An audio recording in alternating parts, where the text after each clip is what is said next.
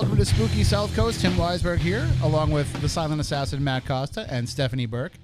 The science advisor Matt Moniz taking the night off, which, you know, he's been begging us to talk about UFOs. Right. And we book a UFO guest and he takes the night off. But I think he might have been abducted. Again. Well, I talked to him earlier, so not then. He gets good reception on the ship. Does he? Yeah, he does. He has Verizon, so he has service everywhere. Even okay. They should have commercials with that guy. Can you hear me now? Actually, he went and jumped ship for the other one. Oh, did he? Yeah. Who's he with now?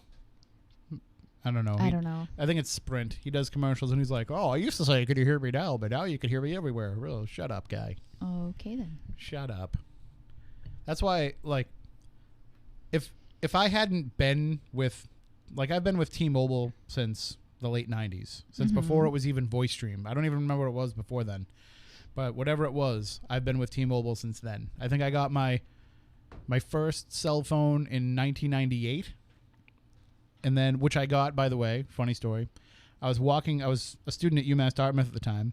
I was walking through the campus center, and some dude was like, "Hey man, you want to buy a cell phone?" And I was like, "Yeah." Well, of course. He's like, "Yeah, I'm from California, and I don't have any money to get back to home. I need money for gas, so I'll sell you this phone for like $80. I'm like, all right. Because back then, you know, I was independently wealthy. Right. So I always had hundreds of dollars in my pocket. So I was like, yeah, sure, I'll buy it. And I took it to the local cell phone store, and they were able to wipe out his stuff and set me up with a new account. So I would take it with me everywhere I went, but we would never use it because it was like 50 cents a minute. Oh my God. It was prepaid, so I only had like X amount of minutes. So we would use it to like call and check movie times. And remember, you know those movie phone things where like it takes you like 25 minutes to find out what movie you want to. They always like have the most popular movies as the last one that they mention. Right. So you're sitting there like burning these very expensive cell phone minutes listening to that to find out what time it is. It was like, whatever, just drive to the theater. By the time we get there, we'll already know what time the movie is. So so that's, and way back then. I've had cell service since then, but if I was trying to get cell service now, I don't know what I would do, because like everybody offers something different, and everybody. Did you switch, Matt? I know that you just got a new phone. Did you switch service, or did you stick with the same company that you've had? Hold on, that's the wrong one. There we go. No, that's still the wrong one. Which one's the right one? Just kidding. What? I think it's not working at all. Weird. Well, because I was going to ask you to explain the whole. Well, that one's working. Is this one on? Yes. That one's on. That's so that's okay. Much like that microphone, I have AT&T. Well, I know that. Which I love it and hate it. You love it and hate it. I know that with a lot of people, there's all different reasons why they want to join certain companies, but all I care about is how much I have to pay. And it just seems to be getting more and more expensive. And the phones are getting more expensive. They can do more, but they cost more. But it doesn't matter, because as long as you have one, you can download the free Spooky South Coast app. And you can join in with the show. You can watch it live streaming. You can chat with everybody in the chat room.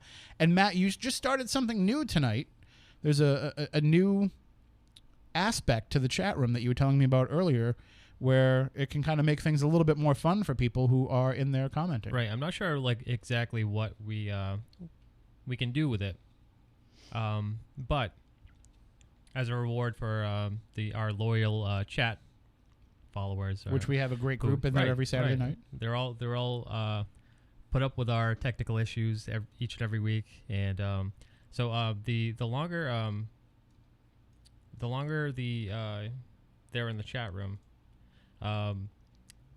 they accrue this virtual currency, and then with that virtual currency, we can like hold raffles, we can bet on things and like have a little fun with it. That's really cool. So yeah, I think we can totally like come up with some fun ideas to do, like some, you know, maybe some night when we don't have a guest, we can like you know, have like a trivia contest, and we can have people bet to see like, you know, who's gonna know these questions. And let me check to see. You can check your balance. I'm not exactly sure how. I'll get back to you. All right. But anyway, it's just another reason to join in the show live on Saturday nights and join in the discussion in the chat room, which you can get to on SpookySouthCoast.com, through the Spooky South Coast app, and on YouTube as well. just trying to add extra dimensions to the show, make it extra fun. We've got this video stuff going on, and as Matt said, the people sit through the technical issues that we have sometimes. Sometimes it works, sometimes it doesn't. Last week we were having problems because of the storms, and so that was pretty much wiping out the internet that we were trying to use. So, people are pretty good about hanging with us through all that. So this is another way that we can have some fun with the people in the chat room, and it gives you something for spending time in there and commenting. You can't just hang out in the chat room either to earn them, right? You have to actually interact. Yeah, it's the active people in the chat room. So you can't have a bunch of chat windows open and just sit there and not say anything. Right. We want you to be interactive. We want you to be part of the show. And tonight you can be part of the show both in the chat room and also by calling in at 508-996-0500, 877-996-1420.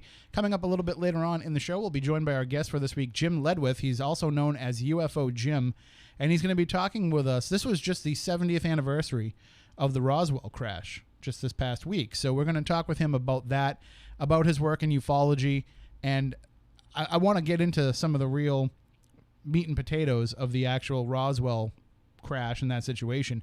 So we'll focus pretty heavy on that, but we'll talk about all different kinds of general ufology questions. And as I said, you can call in at any point at 508-996-0500 or 877-996-1420 for those of you who don't have cell phones and don't have plans where you can call anywhere that you want and you need that toll-free option. That is available for you. So we're happy to foot the bill, and I say that because the station pays for it, not Spooky South Coast. So we're happy to foot the bill for toll-free numbers. But UFOs are pretty, they're pretty popular. There's a new series that debuted tonight on Destination America that focuses on the Roswell crash.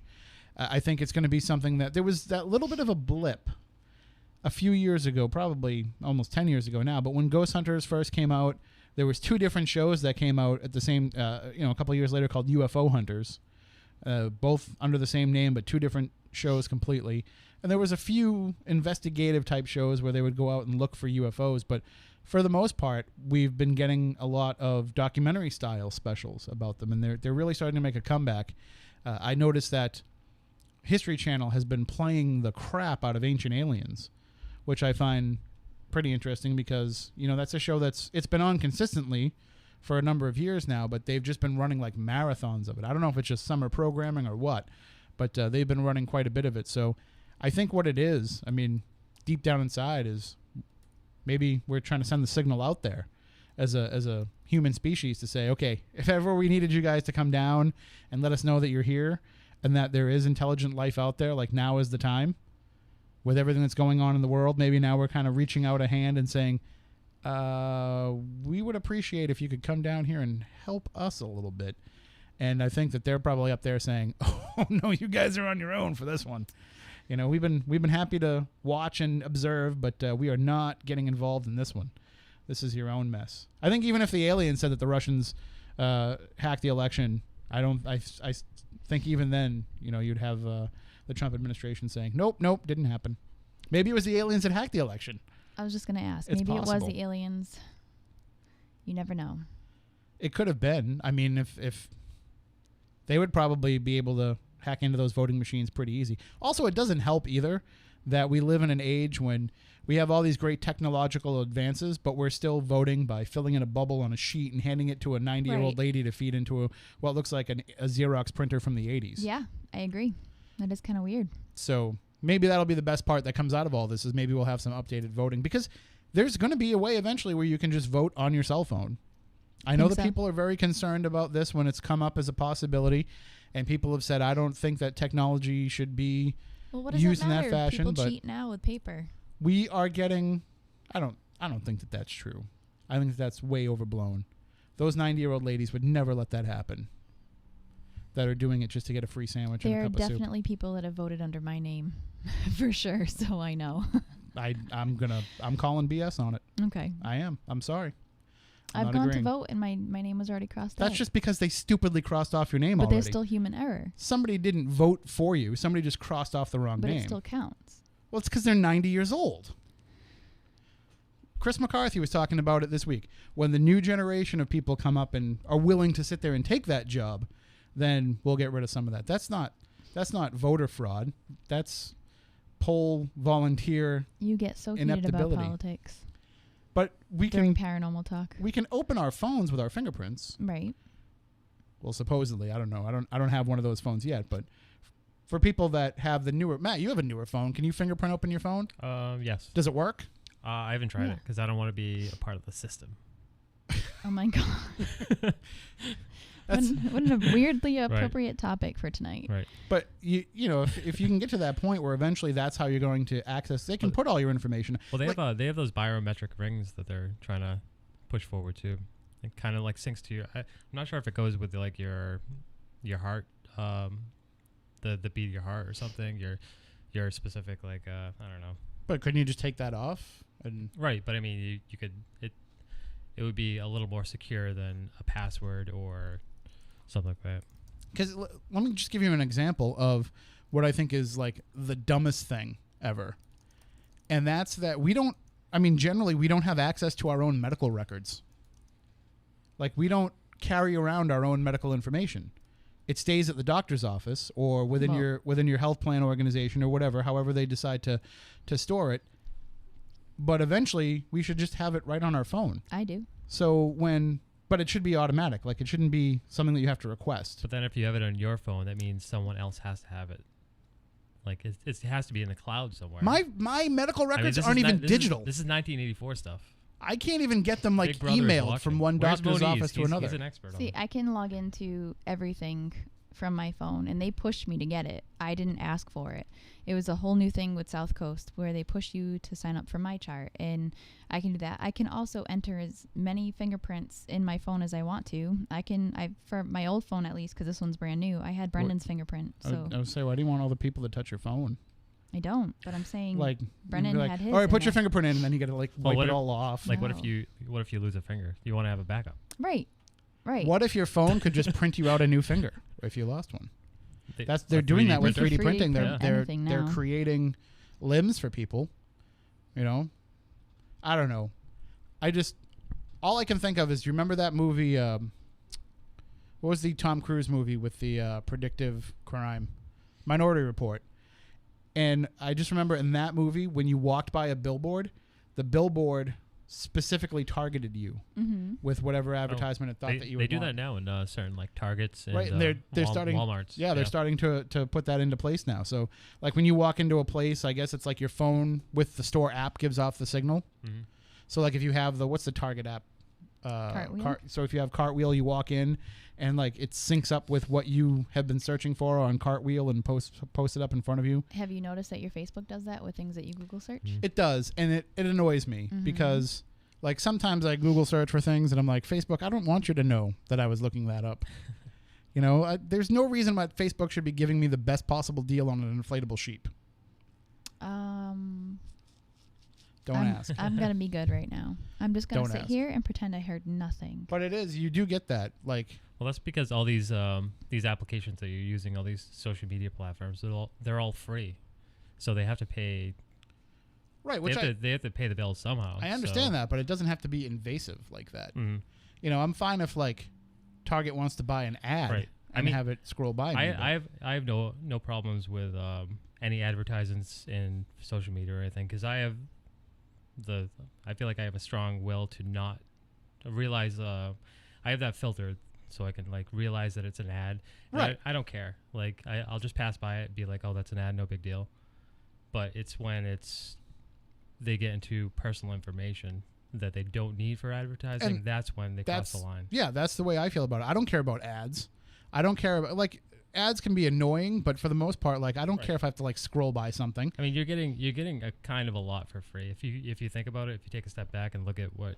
Absolutely. I think I told you the story, but during a snowstorm over the winter, I ran over into the supermarket across the street to get some dinner, and as I was getting out of my car, you know, I kind of slipped a little bit because it was icy and snowy and everything, and so my phone was in my back pocket, and I butt dialed somebody over Facebook that lives in England. So That's weird. So the whole time that I was in Stop and Shop, I was on a Facebook call with somebody in England, and it was totally free. Yeah. I mean, it was whatever. It was under my Right. data plan on my phone, but still, it didn't cost me anything. And actually, I probably picked up the Stop and Shop Wi-Fi. Right. Imagine like, I don't know, 25 years ago, making a long distance call for however long you were on Facebook for, Right. that would be ridiculous. You would get a whooping from your parents. And like that's like we're almost to the point where we can start connecting with guests via Facebook for the show. Mm-hmm. Like as it is now, if we talk to somebody in England, we use Skype Right. because the station would never let us make international calls. They'd be like, "No, we can't afford for you to talk for There's 2 so many hours to apps somebody out there overseas." that allow you to do that now. I did it. I forgot what it's called. But I downloaded an app when my friend was deployed in Iraq, and that's how I talked to him the entire time for free. So The other thing though about it though is, I mean, Matt's talking about it being intrusive, like in your private information. They are getting to the point now where they're starting to realize that people are ignoring them, and they're finding a way to make it so you can't ignore them. I never have my volume up on my phone. When I'm in my house, I turn my ringer off. I turn the media sound off, and then because if I'm like getting home at 12:30 at night, I don't want to be like scrolling through and have a video come on and have it wake everybody up in that the house. happens to me all the time. I hate it. But today I happen to have my audio up, and I'm sitting on my couch and I'm scrolling through Facebook, and every like fourth post was an ad, and every one of them had sound that was coming on automatically. And I was like, but I don't want to hear these things. So why are they coming on automatically? So it's just they're trying to make it so it's harder and harder to ignore them. Kind of like aliens, Stop it. They make it so it's harder and harder. They're for you to behind ignore all them. this technology. Probably. They're like, we give you this way to connect humanity, and with it, we give you this way to have annoying sounds and sales pitches directly in people's hands. But what can you do? Right. As you said, you're getting it for free. They were definitely behind Flappy Bird. Oh my God. I checked my old phone the other day, and I still have it on my old Do phone. you? I still- Yep. Don't delete because you can't download Yeah, it. don't Right. delete That's it. why I Like, haven't not- done Wait, it. so it's like wait, a- hold on. You have an old phone that has Flappy Bird on it. Yeah. You're not using the phone? No. Okay. Oh, and what kind of phone is it? iPhone.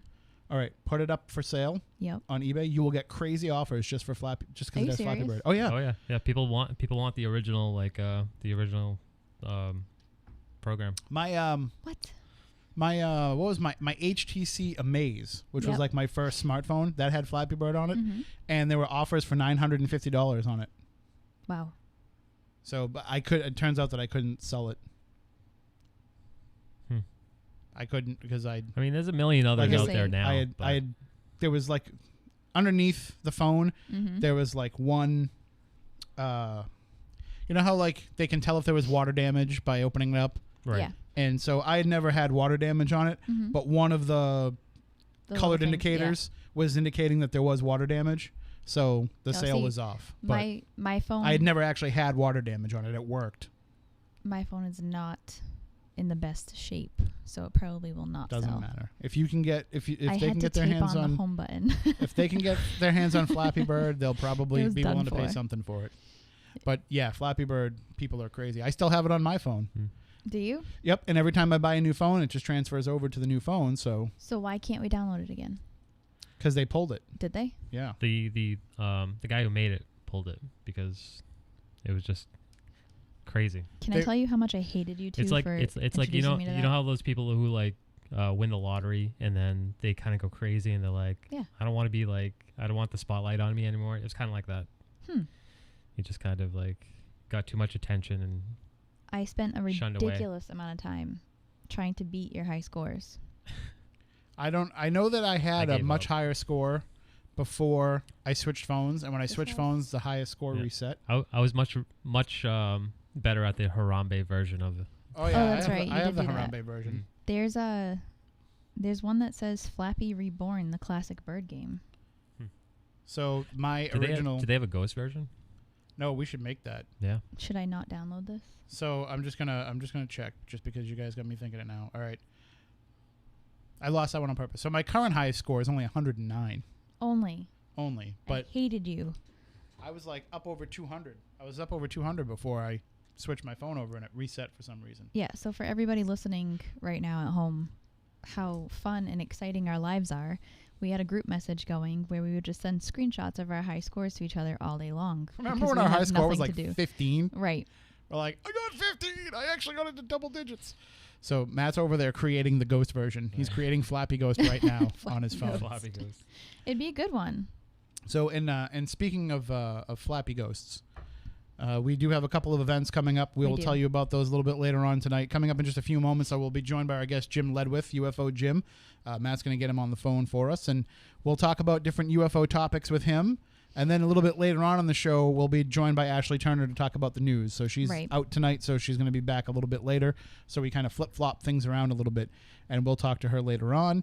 And again, if you want to call in at any point, 508-996-0500, 877-996-1420 are the numbers to call in. You can also send your questions in via the chat room on SpookySouthCoast.com, on YouTube, and on the chat on the app.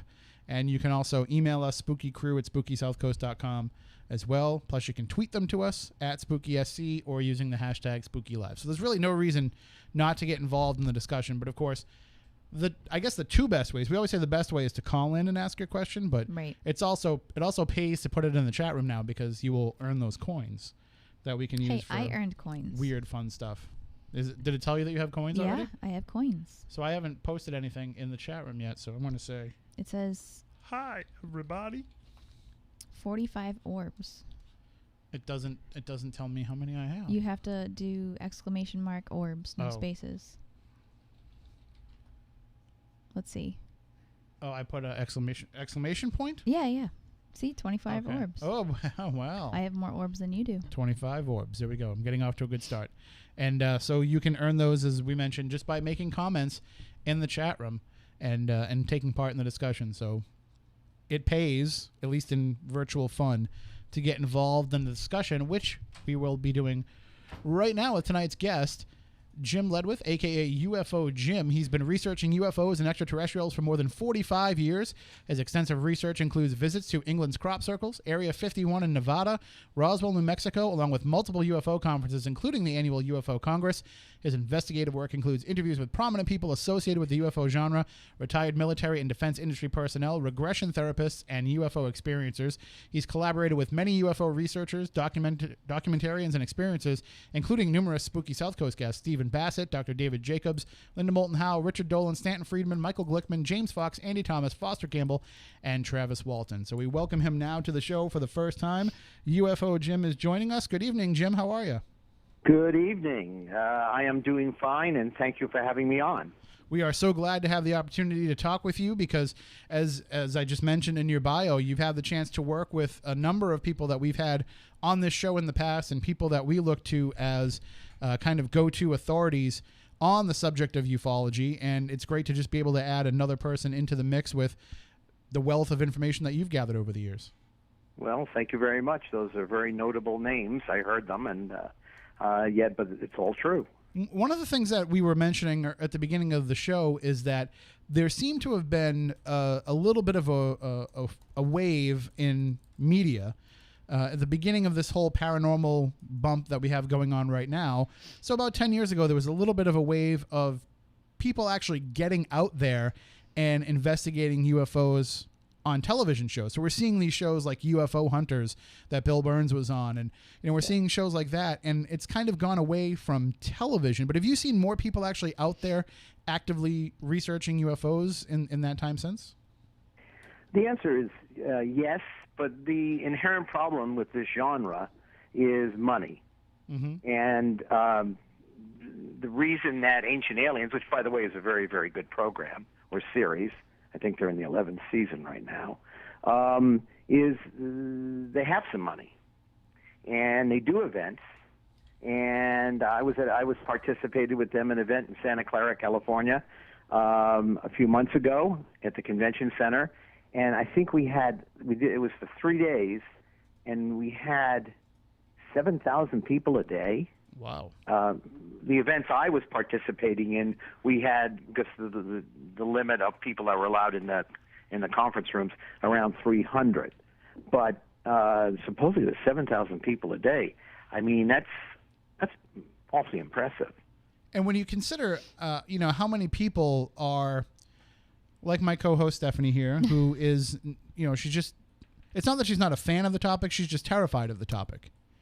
Well, I'm going to make it worse for her tonight. Oh, good. Stephanie, I'm very sorry, We're going to be going down a real slippery, slidey, bumpy road.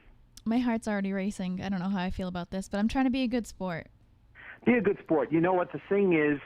Most people on this planet are basically, I hate to use the word, clueless about the biggest subject facing planet Earth. And they're not to blame.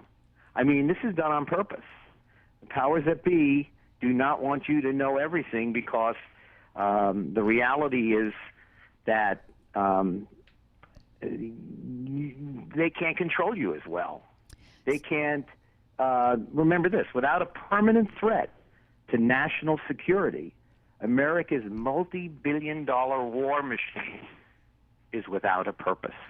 I totally respect that, for sure. And I definitely think in that aspect anyways. I think what terrifies me the most is my fascination with the unknown. Yes. And asking a lot of questions to abductees or my friends that have been researching UFOs for 30 years or more. And once I started asking a lot of questions, I started to get some unwanted answers very fast. Unwanted because you weren't receptive to those answers? It wasn't that I wasn't receptive. It's maybe I didn't know how to handle it.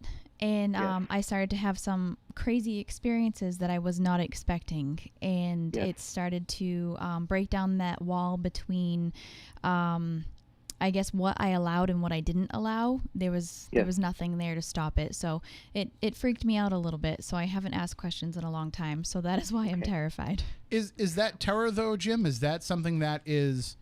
Does that come from the government, the conspiracy aspect of it? Is this the scary notion of everything that goes on with aliens and UFOs? Is that fear factor part of how humans are controlling the situation?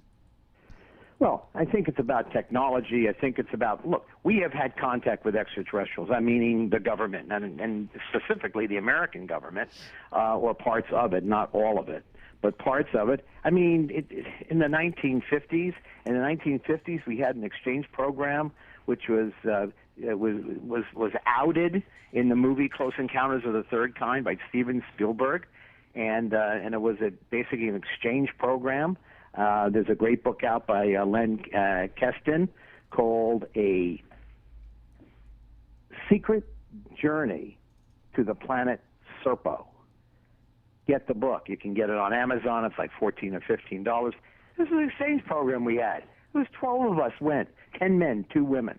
One E-band from the planet Serpo, which is in the Zeta Reticular star system, and it is 39 light years away. The E-bands came and took our 12 astronauts in 1965 from Holloman Air Force Base and took us to planet Serpo. It took 9 months to get there. When you think, well, it's a long time. No, it's not. 39 light years. You're moving awfully quick. Definitely quicker than the speed of light. So the reality is there's stuff that's going on, has gone on. The Internet is the best thing that happens in sliced bread when it comes to ufology. I've been doing it close to 50 years.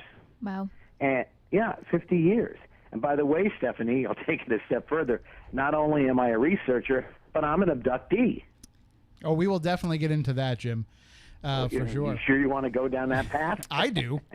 It's okay. I can handle it. Can you handle it? I think Okay. so. I'm here, Let's so do it. that's what Another thing matters, you can right? all do is, if I can get 1 or 2 commercials in during the course of the next hour or whatever length of time you have me on, my website, UFOJimSonoma.com, UFOJimSonoma, SONOMA.com, or UFOsareal.com, UFOSRREAL.com. I just got my commercial in. Oh, and we can certainly do it a few more times before the end of the discussion. But Good. But here's something that I'm going to throw this out now. This is from a film that was made in 1992, and it was basically put together by Dr. John Mack, who's deceased, by Bud Hopkins, deceased, and Tracy Torme, son of the singer Mel Torme. oh, Tracy is alive, lives in L.A., a filmmaker, and I'm doing a little work with him. And he did this film in 1992. Now, Stephanie, you're going to have to cinch in for this one. So in the film itself, called Intruders, it was a film that was made for TV. And you can view it on YouTube. I love the internet. Anyway, you can view it on YouTube and see the whole film. It's almost 3 hours long because they put the episodes together. But here it is one part where a general, retired general, who was part of the cabal, MJ-12, or whatever the organization he was part of, and they were trying to enlist Dr. John Mack, who is played by the actor who's deceased now, Richard Crenna. And they were in this wonderful Tudor mansion, and they were in the study, and the general is saying, doctor, we want to have you on board. And the doctor says, well, are we going to tell everybody that what's really going on? And he goes, no, we're not. We're going to follow the company line. And then the general said, doctor, do you want, and here's the part coming now, and I'd love to get feedback from you guys or from anybody from the chat room or a call or whatever, and I'm going to give you this line from the film Intruders. By the way, watch the film. You'll get, it's riveting.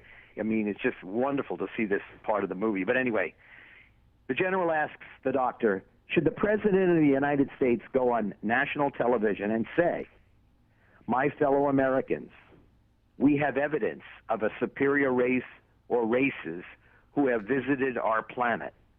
They come from God knows where, maybe outer space, or from some other dimension of existence. They are abducting our citizens on a regular basis. They are conducting experiments on them, collecting specimens of our ova, our sperm. They've been impregnating our women, then later invading those women's bodies again and stealing the unborn fetuses for reasons we can only imagine. Well, tell me, guys. I mean, too much, too little, not good enough? My thought on that is I don't think that the president could ever share that information, because if that was another earthly state that was doing that, if that was another country that was doing it, another opposing force, we would consider those acts of war, and we would consider those something that we would have to mount a defense against, and it would cause there would be political and combative ramifications to that. And how can you do that going up against a society, going up against a being that you have no shot against? Possibly. I just think that for something like that, and by the way, the general says, doctor, really what the average American thinks is life on this planet is manifested with a 30-year mortgage.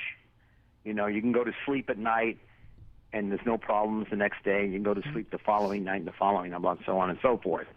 So the point is there's a lot of information out there that really is kind of dicey.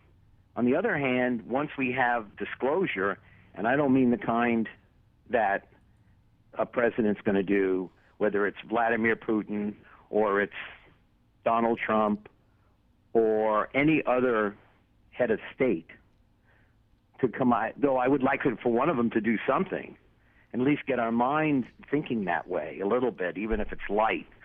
I mean, if you say it all, and I don't know it all, but I know more than most, but I don't know it all, and it's extremely challenging. I was going to say frightening. I think it's frightening and challenging, and so. But what I do, my main priority is humanity. I work for the planet. I got 7 billion students. It's a big classroom.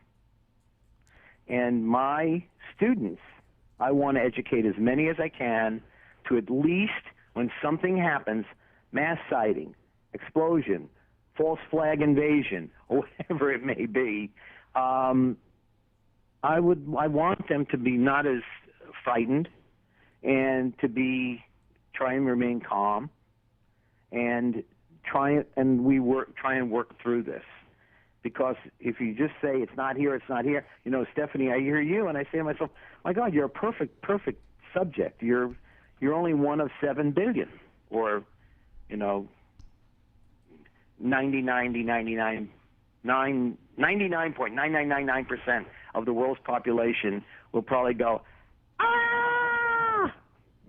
So I'm trying to minimize the ah, and I will try and make it as comfortable a landing as we can.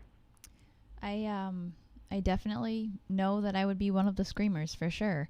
But I can tell you, not knowing too much about me, I am a psychic medium. I have hunted ghosts for a long time. That does not frighten me. I think because I have control over it.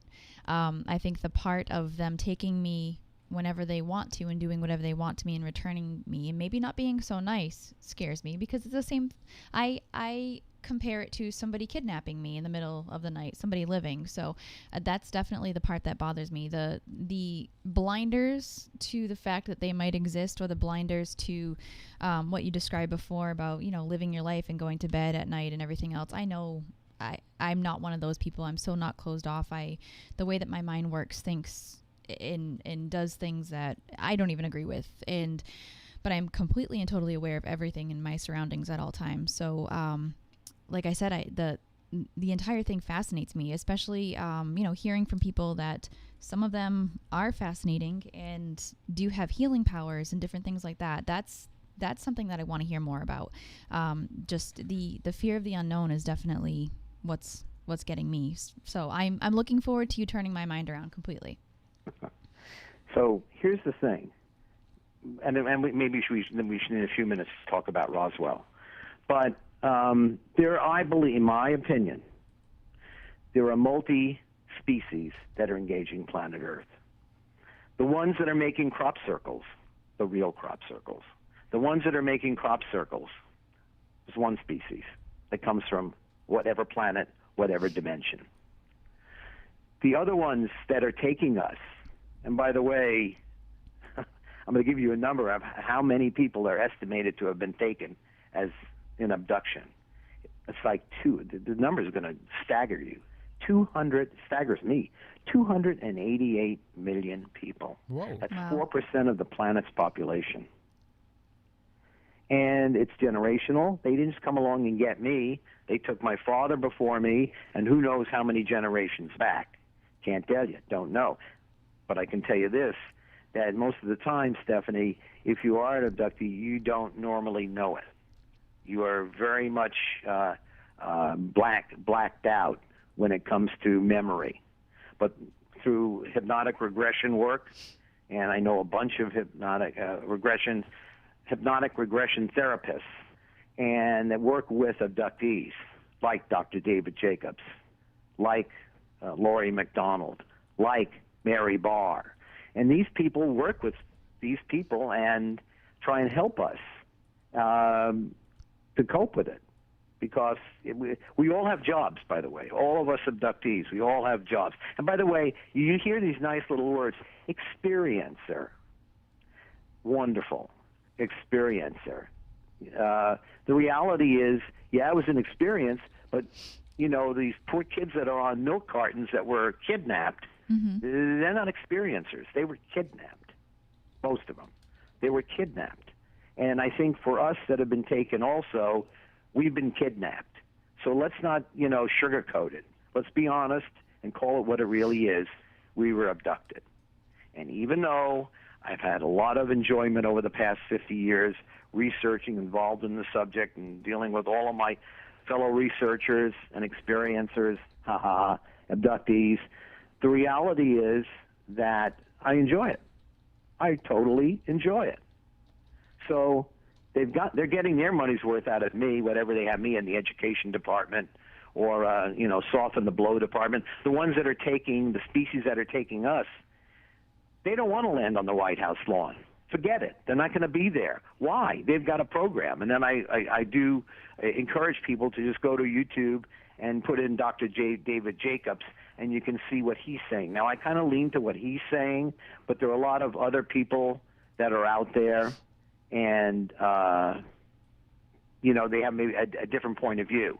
But I believe I would say probably nefarious. I think that it's all about breeding. It's a hybrid program. It's all about the reason they take us. They don't need any more of our skin. They don't need any more of our bodily fluids to experiment. No, they've got a program, and the program, in my opinion, it's a hybrid program. And it's about, breeding and then reintroducing those hybrids back into the mainstream population, the ones that look like humans, not the ones that look extraterrestrial. So those are the ones that do come back in. And as time goes on, there'll be more and more and more. Endgame, can't tell you. Could be good, could be bad, could be somewhere in between. Well, we are going to get into, like you said, we'll get into Roswell for sure, but do you feel like these beings that are coming here now and are carrying out this plan, carrying out this program, are they the same ones if we look at ancient aliens, if we look at the beings that were reported thousands of years ago? Is it the same species, the same beings, the same residents of the same planet, or however you want to look at it? Are these the same ones that at one point were actually helping to build our society? I'm gonna have to guess at it. I would say right. No, because I don't think they're going to say, "Hey, we're going to help you." Going to move. On the other hand, maybe it's yes or no. Maybe it's yes because they wanted to get us to a certain level, and they probably got involved with our DNA back in the day, and we progressed very rapidly thanks to them. It's really, really, really complicated, and it's like, do we really want to know all of that? I think for a lot of us, maybe it's best just stay in the dark. I almost look back at it though when I say, if that was the case, if they were building the modern human society back then and trying to plant those seeds for us and kind of help us and give us a kickstart back in those days, that maybe the reason why there's this kind of interference now is because we didn't live up to the expectations. And they're saying, like, now we kind of have to take over this. We tried to let you do it on your own and it didn't work. So now we're going to, through DNA, actually try to make you more enlightened beings by just changing the basic structure of who you are. Like, we couldn't get out of our own way because we're man, and we were just prone to man's desires and man's fallacies, and so they had to come in here and they had to kind of say to us, like, we're gonna have to physically introduce our DNA into your species to get rid of all those stupid things that are going on in your heads. Maybe, but I think that it's more nefarious than that. I think. I mean, I don't know what the net result is going to be, but here's what happens. A human and a hybrid. I mean, a human and an extraterrestrial. You have a hybrid, or now called a U-bred, as in human alien. U-bred, hybrid. And then you do it again. Then you got the hybrid, U-bred, breeding with an alien. Now you got a lot more ET than you do human. And you do it again. And you do it again. And so that doing it again and again and again, you finite the gene pool, so to speak. And so I believe that that's what's going on.